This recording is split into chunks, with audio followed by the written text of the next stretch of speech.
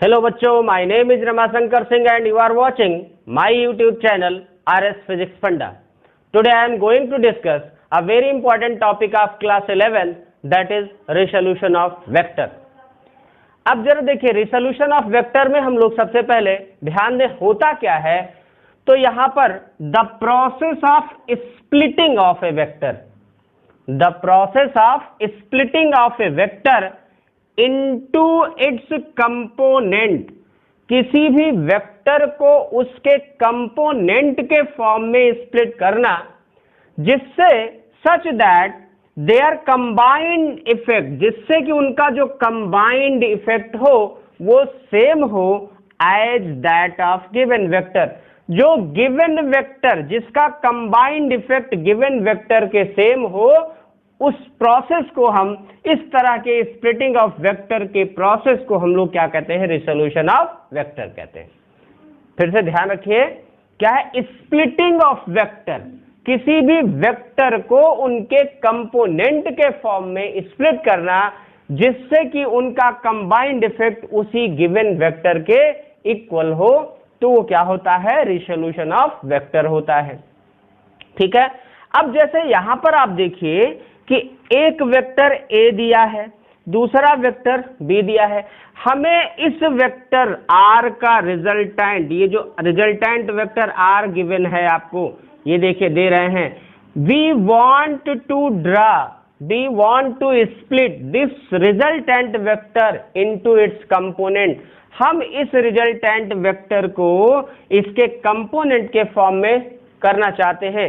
तो मैंने क्या किया, क्या शो किया, जरा देखिए इसको, कि एक वेक्टर है उसी को हमने किसी एक न्यूमेरिकल वैल्यू लैम्डा से मल्टीप्लाई कर लिया, इसी के पैरेलल एक वेक्टर खींच दिया। दूसरा वेक्टर बी है तो उसके पैरेलल एक वेक्टर खींच दिया। ठीक है।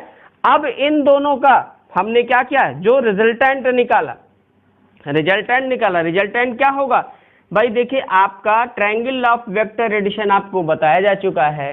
ट्रायंगल ऑफ वेक्टर एडिशन से इस वेक्टर ओपी वेक्टर को और ओक्यू वेक्टर को ऐड कर देंगे तो क्या मिल जाएगा, ओक्यू वेक्टर मिल जाएगा। ओपी वेक्टर और पीक्यू वेक्टर को ऐड कर देंगे तो ओक्यू वेक्टर मिल जाएगा। और ये ओक्यू वेक्टर क्या है, आर है, तो आर की वैल्यू क्या होगी, ओपी प्लस ओक्यू, या ओपी की वैल्यू हमने क्या कर लिया, lambda A vector plus mu B vector. हमने लैम्डा और म्यू कोई न्यूमेरिकल वैल्यू हो सकती है। ठीक है। अभी इसको हम लोग न्यूमेरिकल से और ज्यादा एक्सप्लेन करेंगे, इतनी बातें क्लियर हो गई होंगी। अब जरा मेरी बात ध्यान से सुनिए कि हम इसी वेक्टर को, जो हम लोग कह रहे हैं splitting of vector, splitting of vector को हम लोग रेक्टेंगुलर कंपोनेंट ऑफ वेक्टर के फॉर्म में करना चाहते हैं।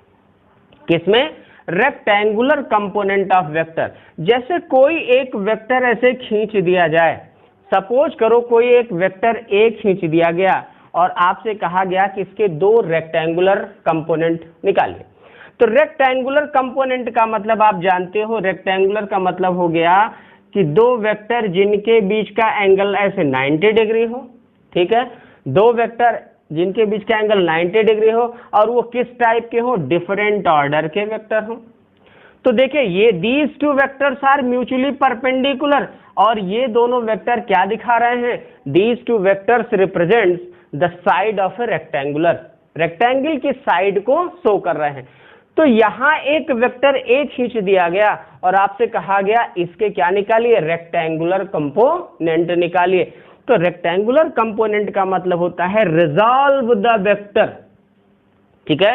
When A vector is resolve, when A vector is resolve along two mutually perpendicular directions, अगर कोई भी वेक्टर दो परपेंडिकुलर, म्यूचुअली परपेंडिकुलर डायरेक्शन में रिजॉल्व किए जाते हैं तो उन कंपोनेंट को हम क्या कहते हैं, रेक्टेंगुलर कंपोनेंट कहते हैं। तो जैसे एक वेक्टर ये हो गया, इस वेक्टर का एक कंपोनेंट इस तरफ निकले, एक कंपोनेंट इस तरफ निकले। ठीक है। Means one component is along x axis, x direction, and another component is along y axis, y axis की तरफ हो जाए, तो ये जो वेक्टर होंगे ये कैसे होंगे, रेक्टेंगुलर कंपोनेंट होंगे। ठीक है। अब जरा ध्यान दीजिए, जैसे मान लीजिए एक ये हमारा ओरिजिन हो गया ओ, ठीक है, ओ हो गया, क्लियर। आप जरा देखिए यहां पर मान लेते हैं ये हमारा ओ एम हो गया और ये हमारा मान लिया ओ एन हो गया। तो यहां से देखिए इस पे परपेंडिकुलर डाल दो, क्या डाल दिए, परपेंडिकुलर, तो ये एन हो गया, ठीक है। इस वेक्टर ए को हम लोग अगर parallelogram law of vector addition से देखें तो क्या लिखेंगे भाई, ये वेक्टर ए है आप हमारा, तो इसको हम लोग ऐसे लिखेंगे vector O M plus vector O N, right.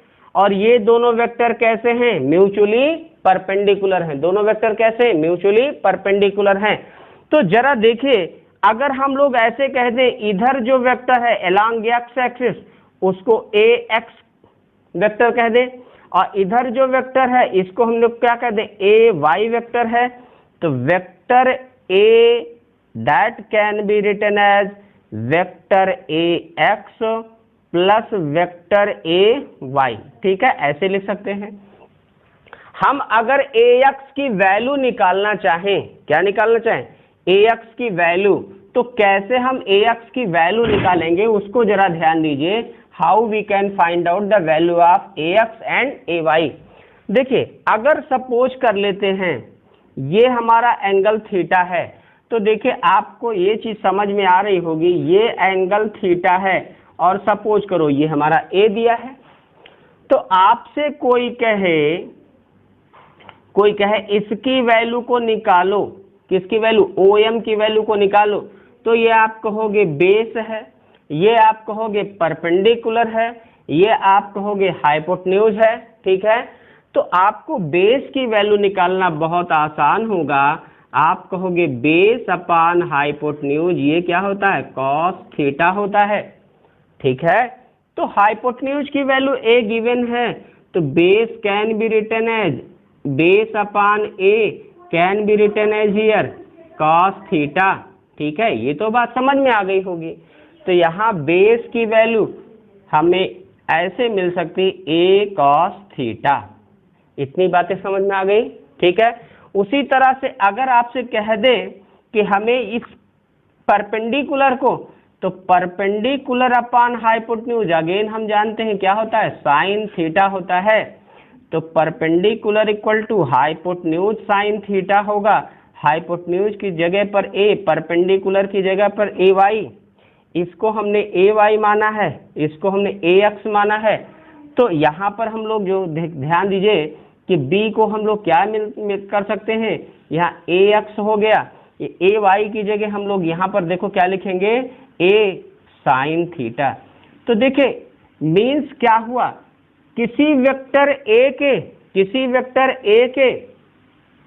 इस वेक्टर ए के दो ऐसे कंपोनेंट हो गए जो कि दोनों परपेंडिकुलर हैं। अरे भाई ये ए एक्स वेक्टर ठीक है, वेक्टर वाई के परपेंडिकुलर है, या ऐसे भी कह सकते हैं वेक्टर ए वाई जो है वेक्टर ए एक्स के परपेंडिकुलर है। तो हमारा मकसद भी तो यही था कि कंपोनेंट ऑफ वेक्टर कैसे, रेक्टेंगुलर कंपोनेंट, इसका मतलब जो कंपोनेंट निकले वो रेक्टेंगुलर की साइड हो, जो कंपोनेंट निकले वो रेक्टेंगुलर की साइड हो।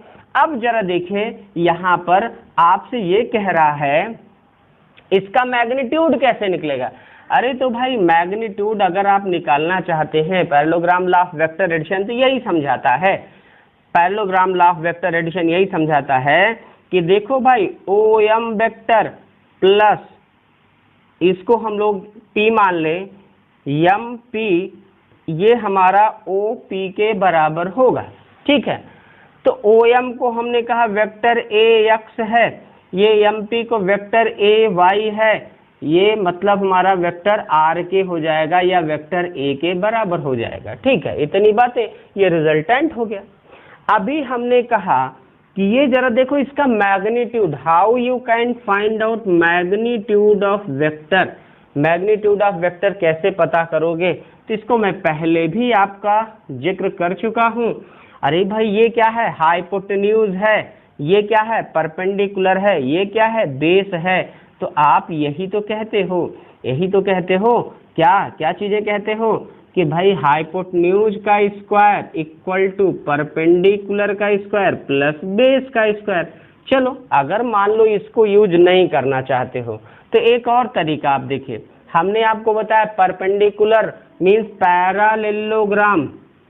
Parallelogram, law of vector addition, parallelogram law of vector addition क्या बताया था कि भाई वेक्टर r बराबर होता है vector a square plus b square plus twice a b cos theta, where theta is the angle between two vector a and b।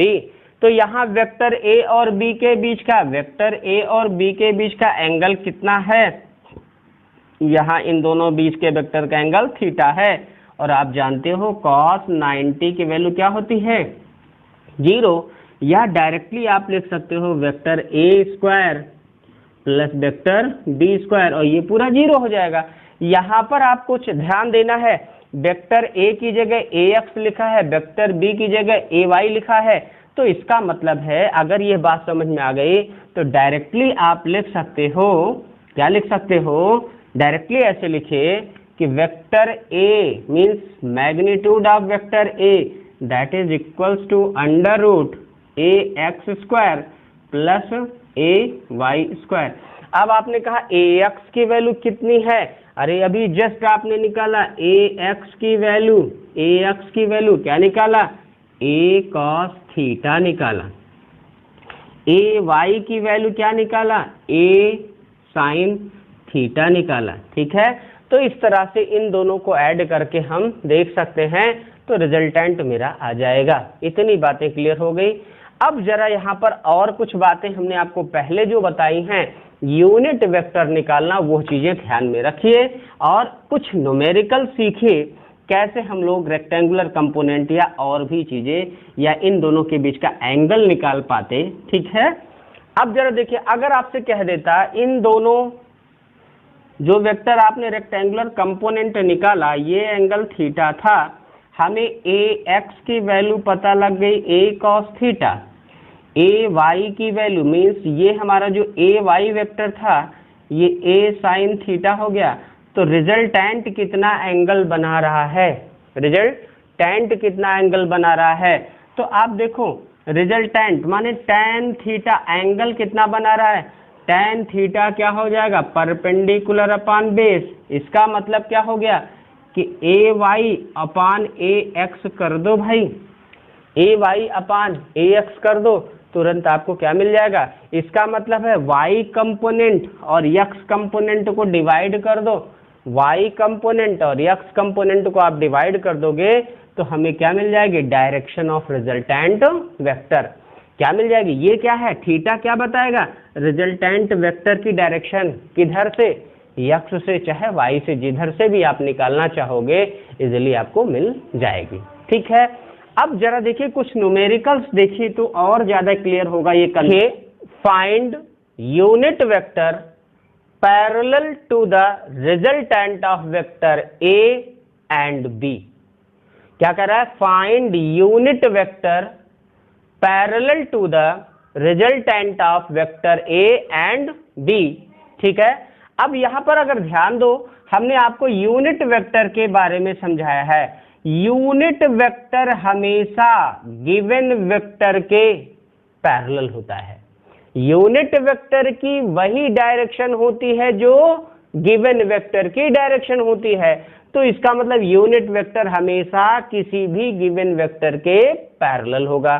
तो कह रहा resultant of vector A and B, अरे vector A और vector B का resultant R मान लो, तो ये क्या होगा, resultant vector A plus vector B. और आपने निकाला वेक्टर ए की वैल्यू दिया है क्या, 3i cap plus 4j cap minus 2k cap, plus vector B is given here 3i cap minus 5j cap plus k cap. When you are add i को i से add करिए, j को j से, k को k से, तो i और 3i 4i cap, 4j minus 5j है तो 4 से 5 माइनस हो जाएगा j कैप। एंड -2k से 1k कैप, तो यहाँ -k कैप हो गया। मीन्स हमें vector R means resultant of vector A B मिल गया, resultant of vector A and B मिल गया। हमें क्या करना है, पैरेलल, इसी के पैरेलल एक वेक्टर निकालना है। तो मैंने कहा जिस वेक्टर का रिजल्टेंट या जिस वेक्टर का भी पैरेलल वेक्टर निकालना हो उसका केवल यूनिट वेक्टर निकाल लीजिए। क्या निकाल लीजिए, यूनिट वेक्टर। तो unit vector means a vector that is parallel to given vector. तो यूनिट वेक्टर, आर का यूनिट वेक्टर हमने आपको निकालना सिखाया था। यूनिट वेक्टर माने उसी वेक्टर के मैग्नीट्यूड से डिवाइड कर दिए, उसी वेक्टर के मैग्नीट्यूड से डिवाइड कर दीजिए, आपको यूनिट वेक्टर मिल जाएगा। तो भाई देखिए मैग्नीट्यूड निकालने का भी तरीका बताया जा चुका है। आपको रिजल्टेंट मिल गया 4i cap minus J cap minus K cap, ठीक है। और इसका रिजल्टेंट क्या होगा, A square plus B square plus C square. तो आपने दोनों को कर दिया तो यहाँ आ गया vector R cap that is this upon root 18। Means R cap जो वेक्टर होगा वो क्या होगा, इस रिजल्टेंट वेक्टर के पैरेलल होगा। यह आपका एक क्वेश्चन सॉल्व हुआ। अब इसी तरह से जरा देखिए एक दूसरा क्वेश्चन भी है, बहुत बहुत मजेदार है, फिर से थोड़ा ध्यान देने वाली बात है। क्या है भैया, if vector A is equal to 3i plus 4j cap, vector B is equal to 7i plus 24j cap. अब आपसे कह रहा find a vector having the same magnitude, एक ऐसा वेक्टर निकालिए जिसका मैग्नीट्यूड वेक्टर बी के बराबर हो और वेक्टर ए के पैरेलल हो। जरा देखिए यहीं पर एक ऐसा वेक्टर निकालो, मान लो चलो एक ऐसा वेक्टर x निकालने चल रहे हैं जिसका मैग्नीट्यूड वेक्टर बी के बराबर हो और मैग्नीट्यूड वेक्टर बी के बराबर हो और पैरेलल हो। तो पैरेलल हो वेक्टर ए के, अरे भाई किसी भी वेक्टर के पैरेलल वेक्टर क्या होता है, उसका यूनिट वेक्टर होता है। किसी वेक्टर के पैरेलल वेक्टर क्या होता है, उसका यूनिट वेक्टर होता है। ये बात तो क्लियर है। तो और यूनिट वेक्टर को किसी नंबर से मल्टीप्लाई कर दोगे तो वही रहेगा, मीन्स उस वेक्टर का मैग्नीट्यूड आ जाएगा। तो हमसे कहा जा रहा है वेक्टर बी का मैग्नीट्यूड। तो भाई वेक्टर बी का मैग्नीट्यूड देखिए क्या होगा, वेक्टर बी आपको गिवन है तो इसका स्क्वायर प्लस 7 का स्क्वायर प्लस 24 का स्क्वायर, ये आपका 25 के बराबर आ गया। और देखिए जरा अब वेक्टर ए कैप निकालना है तो आपको पता है कि ए कैप कैसे निकलेगा, vector A upon mod of vector A. तो vector A is given now 3i cap plus 4j cap. Is it clear, ये बात समझ में आ गई।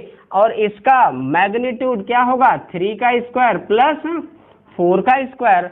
तो आपको ये समझ में आ गया वेक्टर ए कैप क्या हो गया भैया, 3i cap plus 4j cap अपान क्या हो गया 5 के बराबर आ गया। ठीक है, मेरा टारगेट क्या था, वेक्टर निकालना।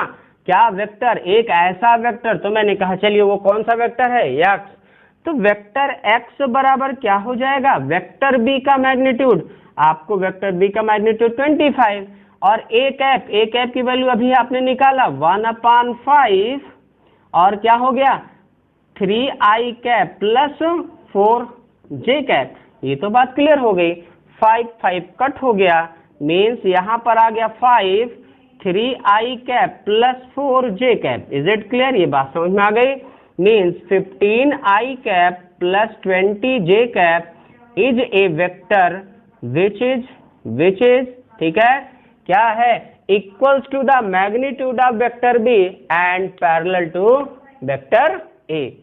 तो ये आपका तरीका है। जरा क्वेश्चन को अगर ध्यान से आप देखेंगे तो क्वेश्चन में लिखा है कि एक ऐसा वेक्टर निकालिए जिसका मैग्नीट्यूड वेक्टर बी के बराबर हो और पैरेलल टू वेक्टर ए। तो यहीं से पकड़िए, parallel to vector A. Parallel to vector A means unit vector, parallel to A means unit vector. और यूनिट वेक्टर भाई जैसे यूनिट वेक्टर मींस उसका मैग्नीट्यूड 1 है, तो इसका मैग्नीट्यूड 1 हो गया, 1 को जिस नंबर से मल्टीप्लाई करेंगे उसी के बराबर हो जाएगा। तो आपको एक ऐसा वेक्टर निकालना था जिसका मैग्नीट्यूड तो b के, तो b का मैग्नीट्यूड निकाल लो और यूनिट वेक्टर a के कर दो, तो जो नया वेक्टर आएगा वो वेक्टर a के पैरेलल होगा। That's it. तो इस तरह से आप क्वेश्चन को बड़ी थारोली से सीखिए, समझिए, और अगर आपको मेरा पढ़ाया हुआ समझ में आता है और आप चाहते हैं कि मैं जो भी पढ़ाऊं, जो चीजें पढ़ाऊं आपको डेली का डेली आपको पता लग जाए, तो प्लीज मेरे चैनल को लाइक और सब्सक्राइब करिए, जिससे कि आपको नोटिफिकेशन मिलता रहे। Thank you.